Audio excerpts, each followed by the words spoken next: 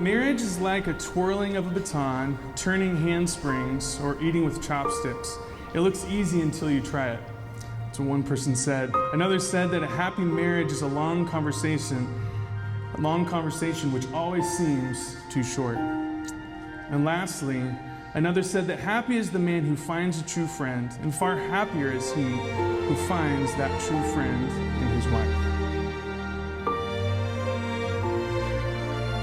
Ellie, I knew from the moment my best friend saw you in the cafeteria that you were the one. 3 hours of volleyball every night after that only made that more clear. I was immediately drawn to the peace and contentment that you have because of your relationship with God. You radiate a joy in all that you do that is just so contagious to everyone around you. Whether it's doing road trips across the country, going on sunrise drives, making fires in the pouring rain, stargazing, or drinking a lot of boba tea, I was always happiest when I was with you. You were the one that will always put a smile on my face, no matter what. And now I get to experience that for the rest of my life.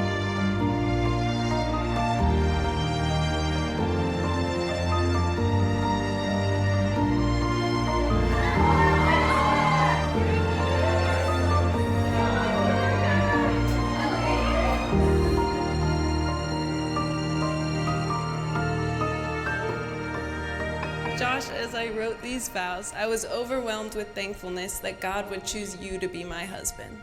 We first met 2 years and 8 months ago, and if you told me then that we'd be standing here today celebrating our wedding, I would not have believed it. Shortly after meeting you and long before anything was happening between us, I remember waking up one morning and texting my friend that I had just had a dream I was dating you, never imagining that was a possibility. But I guess dreams really do come true.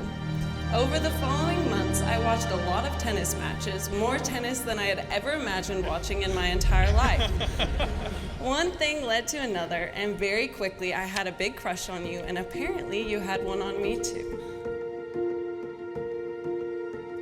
I truly value how steady and consistent you are, and I know that no matter what, you will always have a smile on your face. And when I first saw your smile, I knew I wanted to be the one to always make you happy.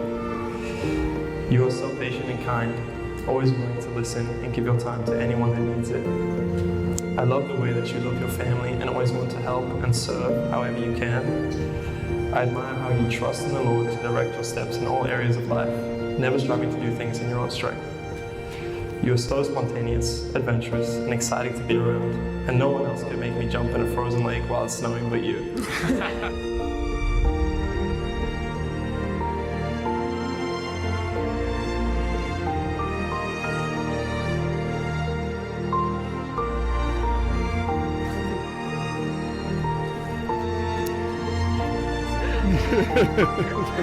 Stop the bus, you supermodel. Is that you? Is that you? Oh. Isn't that beautiful, buddy? Thank you, Papa. Thank you. You're welcome. Oh, beautiful dress. Oh my goodness. Wow. Besides the day we got engaged and standing here today, I don't know that I've ever felt as much excitement as when you asked me on our first date. After our first date, I remember 3 things about you that were very clear. First, it was very clear that you loved the Lord and that He was first in your life. Second, it was clear that you loved your family. And third, it was very clear that you are a hard worker in all that you do. Besides how handsome you are, these 3 qualities were what first drew me to you. I was brought to tears as I wrote these vows, thinking of how God has blessed me beyond belief with you. I am inspired by the way you pursue the Lord and push me to do the same. You diligently serve Him and look for ways to share Him with others. You are humble, generous, hardworking, caring, a good listener, and give it your best in everything you do. I prayed that the person I would marry would be someone that would challenge me in my faith and encourage me to pursue God with all my heart, soul, and strength. And you are that person. Matthew 5:16 says, "Let your light shine before others, that they may see your good deeds in heaven and glorify your Father in heaven." Your light fills me up every day and brings so much out of me. You complete me in so many ways. And God, definitely knew what he was doing when he put you in my life. And he knew exactly what I needed, and he could not have been anyone more perfect for me than you.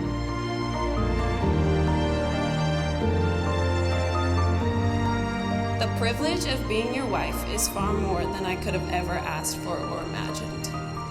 Although I know I will fail at times, these are promises I want to make to you.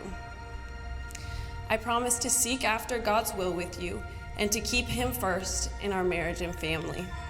I promise to support and encourage you in your work and interests. I promise to be faithful to you in the best and worst times and to give you alone all my love. I promise to try to never squeeze the toothpaste from the top again. I promise to be your forever adventure partner and jump in lots of cold lakes with you. I promise to trust and respect you as God leads you. You really are a dream come true. I love you. Ellie, I promise to give you all of my love, to honor and respect you. I promise to care for you and always to be there for you when you need me. I promise that I will try my best to wake up earlier in the morning. I promise to provide for you and support you as we build a family together. I promise to be faithful and devoted to you. I promise to guide and protect you. I promise to live first for God and keep Him at the center of our relationship. Ellie, you are the love of my life, and I promise to cherish you, adore you, and give you all that I am. Now that you have declared before God and these witnesses your love and devotion for each other, it's my privilege to pronounce you husband and wife. Josh, you may kiss your bride.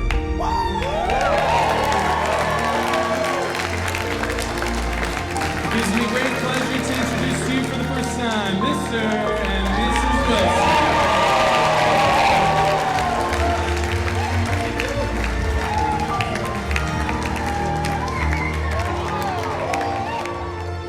A story of one of Liberty's previous tennis players that just mentioned that he'd seen someone in the rod where it's kind of where we eat at Liberty, and he just mentioned he saw her and said, "That's going to be my wife," and they ended up marrying and being together. And so that's kind of still fresh in my mind. The next day we're walking in the rod and I saw Ellie in the corner, and I kind of say that to some of my teammates. And before I knew it, I was set on a couple of group dates with her at the rod, and Josh was joining us for all of them. And long story short, the first day I saw Ellie, I knew I was going to be at her wedding. I just thought maybe on the other side. But Josh, you really are marrying one incredible woman. Ellie is such a strong yet beautiful, gentle soul, and I'm confident without a shadow of a doubt she will make the most incredible wife, because she was more than I ever could have asked for in a sister. I asked a lot of people what their favorite things about Josh were, and it was humility and diligence and motivated and loving and honest and kind, integrity, determination, fire for the Lord. You know, that sort of thing is remained, and I've looked up to that. God has brought you two together. And that's an amazing thing. You know, a little boy born in England, moved to South Africa, all this history to come together at this one moment. That's the hand of God moving in their lives. And, you know, I would encourage you guys, do something. Don't just live for yourselves. Do something for the world. Make it a better place. Help people. You know, love the Lord, but love your neighbor. Love people. In an age hostile to the keeping of promises, may you stand side by side, defending always and with great passion your holy pledge to one another. May your home be ever a haven of tenderness. May your shared story be one of courage and creativity, of conviction and compassion. Here we drink deep our love of both of you, and for the joy we share this hour at the joining of your hearts. May the Spirit of God dwell richly within you and rest upon you all the days of your life.